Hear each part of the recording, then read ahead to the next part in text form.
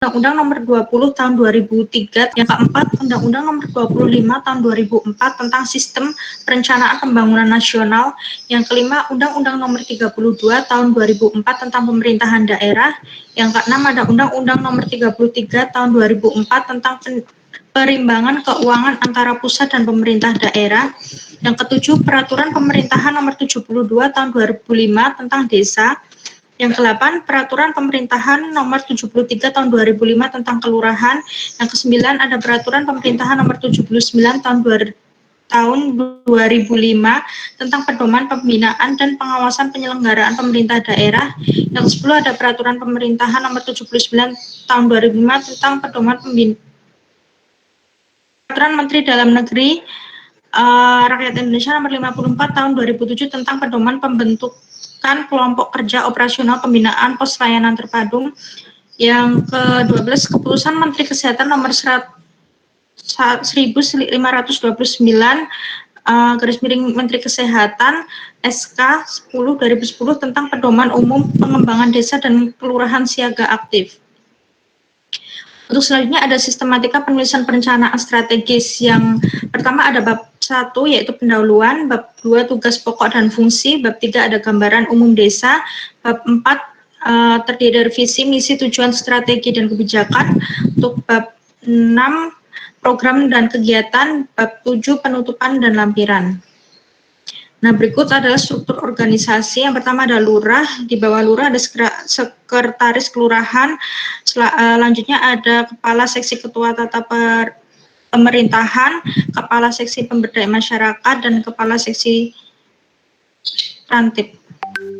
Selanjutnya ada susunan kepegawaian dan perlengkapan, penjabaran tugas pokok, fungsi dan tata kerja kecamatan dan kelurahan. Untuk tugas pokok lurah yaitu lurah mempunyai tugas pokok memimpin pelaksanaan penyelenggaraan pemerintahan, pembangunan dan sosial kemasyarakatan berdasarkan asas otonomi daerah dan tugas pembantuan dan tugas lain yang dilimpahkan oleh wali kota.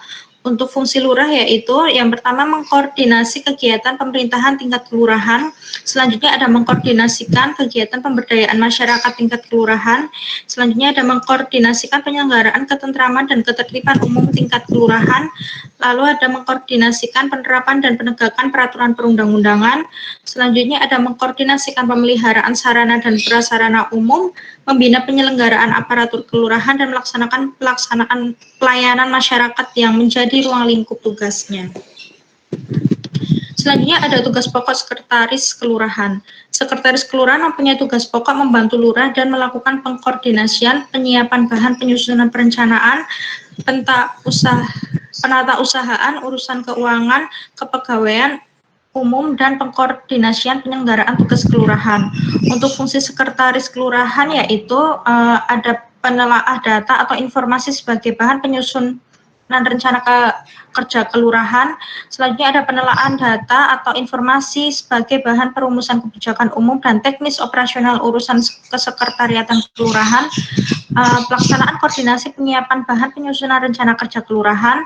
Selanjutnya ada pelaksanaan urusan umum kepegawaian dan keuangan, pelaksanaan koordinasi dan penyusunan laporan capaian kinerja dan keuangan kelurahan, melaksanakan pelayanan masyarakat yang menjadi ruang lingkup tugasnya, pengendalian evaluasi dan pelaporan pelaksanaan tugas kesekretariatan dan pelaksanaan tugas lain yang diberikan oleh lurah sesuai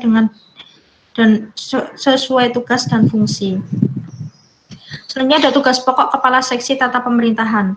Kepala Seksi Tata Pemerintahan mempunyai tugas pokok membantu lurah dan melakukan penelaahan data informasi sebagai bahan penyusunan rencana kerja dan kebijakan pelaksanaan, evaluasi dan pelaporan urusan pemerintahan. Fungsi Kepala Seksi Tata Pemerintahan yaitu penelaahan data atau informasi sebagai bahan penyusunan rencana kerja dan pemerintahan tingkat kelurahan. Selanjutnya ada penelaahan data dan informasi sebagai bahan perumusan kebijakan umum dan teknis operasional urusan pemerintahan tingkat kelurahan. Selanjutnya ada pengelola administrasi pemerintah kelurahan, pengelola administrasi kependudukan, selanjutnya ada pengelola administrasi keagrariaan, selanjutnya ada pengendalian, evaluasi, dan pelaporan pelaksanaan urusan pemerintahan, dan yang terakhir pelaksanaan tugas lain yang diberikan oleh lurah sesuai tugas dan fungsi. Tugas pokok Kepala Seksi Pemberdayaan Masyarakat, yaitu Kepala Seksi Pemberdayaan Masyarakat mempunyai tugas pokok membantu lurah dalam melakukan penelaan data atau informasi sebagai bahan penyusunan rencana kerja dan kebijakan pelaksanaan evaluasi dan pelaporan urusan pembangunan, pemberdayaan masyarakat dan lingkungan hidup. Untuk fungsi Kepala Seksi Pemberdayaan Masyarakat, yaitu yang pertama menelaah data atau informasi sebagai bahan penyusunan rencana kerja pemberdayaan masyarakat tingkat kelurahan, penelaan data atau informasi sebagai kebijakan umum dan teknis operasional urusan pembangunan pemberdayaan masyarakat di tingkat kelurahan. Selanjutnya ada pelaksanaan urusan pembangunan dan pemberdayaan masyarakat. Selanjutnya ada pelaksanaan pembinaan dan pengawasan kelestarian lingkungan hidup, pengendalian, evaluasi dan pelaporan pembangunan, dan terakhir ada pelaksanaan tugas lain yang diberikan oleh lurah sesuai tugas dan fungsi. Pokok Kepala Seksi Ketentraman dan Ketertiban Umum. Kepala Seksi Ketentraman dan Ketertiban Umum punya tugas pokok membantu lurah dalam. Bentar, Mbak, interupsi. Lagi misi. Oke.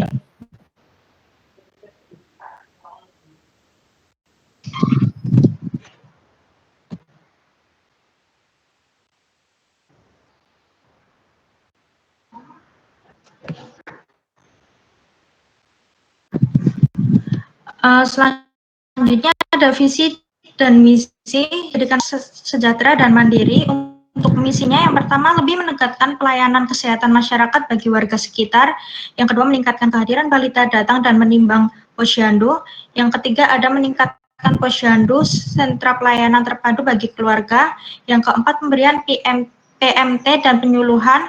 Yang kelima meningkatkan kesadaran masyarakat agar hidup sehat dan bersih. Dan yang terakhir yang keenam meningkatkan kerjasama dan kemitraan dengan masyarakat di sektor terkait.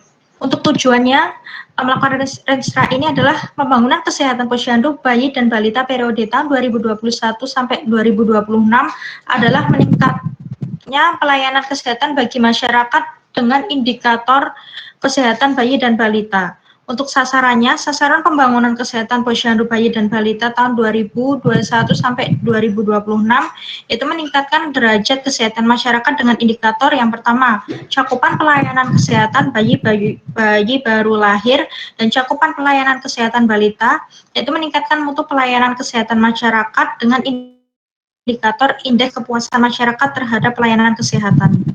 Untuk strateginya, strategi pelayanan kesehatan menggunakan acuan pembangunan jangka panjang bidang kesehatan tahun 2021 sampai 2026 yang bertujuan meningkatkan kesadaran, kemampuan hidup sehat bagi setiap orang agar peningkatan derajat kesehatan masyarakat, bangsa dan negara Indonesia yang ditandai oleh penduduknya yang hidup dengan perilaku dan dalam lingkungan sehat memiliki kemampuan untuk menjangkau pelayanan kesehatan yang bermutu secara adil dan merata serta memiliki derajat kesehatan yang setinggi-tingginya. Berikut ada kebijakan yaitu penguatan pelayanan kesehatan primer atau primary healthcare, penerapan pelayanan continuum of care dan intervensi berbasis risiko kesehatan. Selanjutnya ada program dan kegiatan yaitu program kerja yang pertama ada upaya perbaikan gizi balita dan anak, di mana jenis kegiatan pendidikan gizi. Untuk detail kegiatan sosialisasi, pembinaan, edukasi dan konseling pemberian makan bayi dan anak atau PMBA dan gizi seimbang termasuk isi piringku. Untuk tujuannya meningkatkan pengetahuan kadar posyandu dalam pemberian makanan pada bayi dan balita. Sasaran kader posyandu untuk target sasaran ada 18 kader dan penanggung jawab petugas gizi. Untuk lokasi pelaksanaan ada di 10 posyandu. Selanjutnya untuk tujuan berikutnya meningkatkan pengetahuan ibu dan gizi buruk dan gizi kurang tentang PMBA untuk sasaran ibu balita, gizi kurang dan gizi buruk. Untuk target sasaran ada 20 ibu balita dan penanggung jawab petugas gizi. Selanjutnya posyandu. Untuk tujuan selanjutnya yaitu meningkatkan pengetahuan semua ibu balita, sasaran ibu balita di posyandu. Untuk target sasaran 10 posyandu, untuk penanggung jawab ada petugas gizi. Selanjutnya ada jenis kegiatan yaitu pendidikan gizi. Untuk detail kegiatan advokasi sosialisasi orientasi pembinaan edukasi dan konseling terkait 3 SD di Bumi Ayu. Selanjutnya, tujuannya untuk mengetahui kadar yodium dalam garam yang besar. Untuk sasarannya pedagang pasar atau toko kelontong, target sasaran 10 kelurahan dan penanggung jawab ada petugas gizi. Untuk lokasi pelaksanaan ada di 2 pasar. Selanjutnya ada detail kegiatan pemberdayaan masyarakat dalam upaya percepatan penurunan stunting di level kecamatan desa, yaitu tujuannya terbentuknya kelompok penduduk ASI atau KP ASI di setiap desa. Untuk sasaran kadar posyandu dan PKK desa, target sasaran 18 orang dan penanggung jawab petugas gizi. Untuk lokasi pelaksanaan ada di 10 posyandu. Tujuan selanjutnya ada memberi motivasi dan didukung pada ibu untuk memberikan ASI eksklusif pada bayinya. Untuk sasaran ada bayi usia 0 sampai 6 bulan yang berkunjung di posyandu, target sasaran 43 bayi dan penanggung jawab petugas gizi untuk lokasi pelaksanaan di 10 posyandu. Ada penyediaan PMT pemulihan ibu hamil, kek, dan balita kurus berbahan baku lokal. Untuk tujuannya yaitu untuk mendeteksi dini perkembangan balita sesuai umur, upaya untuk sasarannya ada kadar posyandu, target sasaran 10 kelurahan, penanggung jawabnya petugas gizi dan lokasi pelaksanaan ada di 10 kelurahan. Lalu ada upaya mempertahankan meningkatkan status gizi balita. Untuk sasarannya balita gizi buruk atau BGM. Untuk targetnya ada 5 balita dan penanggung jawabnya petugas gizi. Untuk lokasi pelaksanaan ada rumah sasaran. Selanjutnya ada tujuan yaitu upaya mempertahankan peningkatan status gizi ibu hamil atau anemia atau kek, yaitu sasarannya untuk ibu hamil, kek, dan anemia warga miskin. Target sasaran ada 3 ibu hamil. Untuk penanggung jawab petugas gizi dan lokasi pelaksanaan ada di rumah sasaran. Selanjutnya ada tujuan upaya memberikan stimulasi bagi ibu hamil gizi kurang atau BGT, yaitu sasarannya adalah bayi, balita gizi dan kurang atau BGT. Untuk jumlah sasaran ada 2 balita dan penanggung jawab petugas gizi. Selanjutnya lokasi pelaksanaan ada di rumah balita gizi kurang. Selanjutnya tujuan selanjutnya ada PMT atau sampai ke sasaran, yaitu sasarannya adalah balita gizi buruk atau BGM. Jumlah sasaran ada 5 balita. Untuk penanggung jawab petugas gizi dan lokasi pelaksanaan ada di rumah sasaran. Selanjutnya ada PMTP sampai ke sasaran, yaitu sasarannya adalah ibu hamil, kek, dan anemia. Setelah itu jumlah sasaran ada 3 ibu hamil. Untuk penanggung jawab petugas gizi dan rumah pelaksanaannya di rumah sasaran. Selanjutnya ada tujuannya surveillance gizi, yaitu pemantauan pertumbuhan balita untuk mengetahui berat badan dan tinggi badan setiap balita sehingga dapat terdeteksi status gizinya. Untuk sasaran adalah bayi dan balita, jumlah sasaran 210 bayi atau balita. Untuk penanggung jawab petugas gizi dan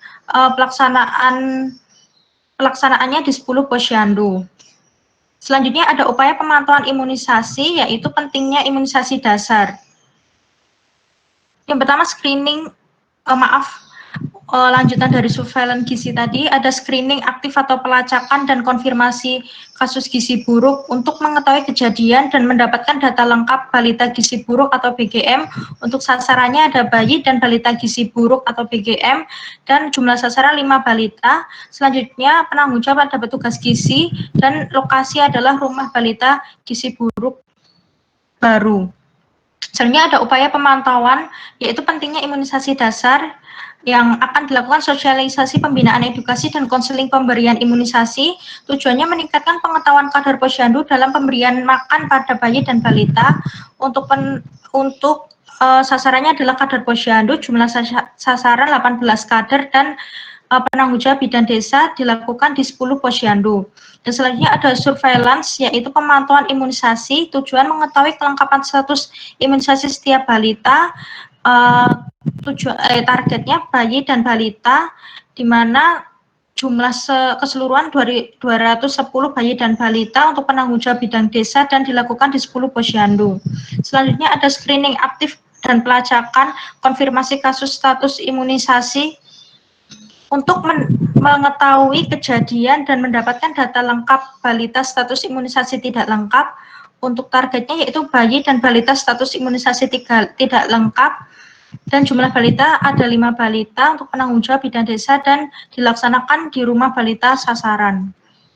Selanjutnya yang terakhir ada pencegahan dan penanggulangan diare, di mana akan dilakukan sosialisasi pembinaan edukasi dan konseling PHBS dengan tujuan meningkatkan pengetahuan kader posyandu dalam PHBS. Untuk targetnya adalah kader posyandu sejumlah 18 kader dan penanggung jawab petugas gizi dan dilakukan di 10 posyandu. Tujuan selanjutnya adalah meningkatkan pengetahuan ibu dan balita PHBS, di mana targetnya adalah ibu dan balita gizi kurang dan gizi buruk sebanyak 20 ibu balita untuk penanggung jawab petugas gizi dan dilakukan di 10 posyandu. Tujuan selanjutnya adalah meningkatkan pengetahuan semua ibu balita, di mana targetnya ibu balita di posyandu dilakukan di 10 posyandu dan penanggung jawab petugas gizi. Selanjutnya ada matriks indikator sasaran kinerja Renstra Kelurahan 5 tahun ke depan. Yang pertama ada indikator tingkat keaktifan kader, di mana sasaran kader posyandu ibu bayi balita gizi buruk, bayi balita kurang, dan murid SD upaya perbaikan gizi bayi balita dan anak. Selanjutnya ada tingkat keaktifan kader dan ketepatan pelayanan kader posyandu ibu bayi balita dan kinerja upaya pemantauan imunisasi dasar pada bayi balita. Yang ketiga ada tingkat keaktifan kader PKK, yaitu sasaran kader bayi balita ibu balita gizi buruk dan balita kurang gizi untuk kinerja pencegahan dan penanggulangan diare. Untuk matriks keterkaitan misi, kebijakan, sasaran, indikator, program, dan kegiatan Renstra 5 tahun ke depan. Untuk misi yang pertama lebih mendekatkan pelayanan kesehatan masyarakat bagi warga sekitar. Untuk kebijakan ada penguatan pelayanan kesehatan primer, penerapan pendekatan kebijakan pelayanan. Nomor 3, intervensi berbasis risiko kesehatan. Untuk sasarannya sendiri, yang pertama kader posyandu ibu bayi dan balita anak, indikator tingkat keaktifan kader. Yang selanjutnya ada program upaya perbaikan gizi bayi balita dan anak untuk kegiatan pendidikan gizi. Yang kedua ada peningkatan kehadiran balita datang dan menimbang posyandu. Yang ketiga ada meningkatkan posyandu sentra pelayanan terpadu bagi keluarga, pemberian PMT dan penyuluhan. Yang kelima, ada meningkatkan kesadaran masyarakat agar hidup sehat dan bersih. Yang keenam, meningkatkan kerja sama dan kemitraan dengan masyarakat di sektor terkait. Untuk sasarannya, selanjutnya ada balita gizi buruk atau BGM, balita dan balita, bayi dan balita atau BGM. Selanjutnya ada kader posyandu, bayi dan balita dengan status imunisasi tidak lengkap, dan selanjutnya ada kader posyandu, ibu, bayi, balita, gizi kurang dan gizi buruk. Untuk indikator yang selanjutnya ada tingkat keaktifan kader dan ketepatan pelayanan, ada tingkat keaktifan kader PKK. Untuk program yang selanjutnya upaya pemantauan imunisasi, pencegahan dan penanggulangan diare. Untuk kegiatan yang selanjutnya ada suplementasi gizi, surveillance gizi, pentingnya imunisasi, surveillance, dan pendidikan diare. Sekian presentasi dari kelompok 3, saya serahkan ke moderator.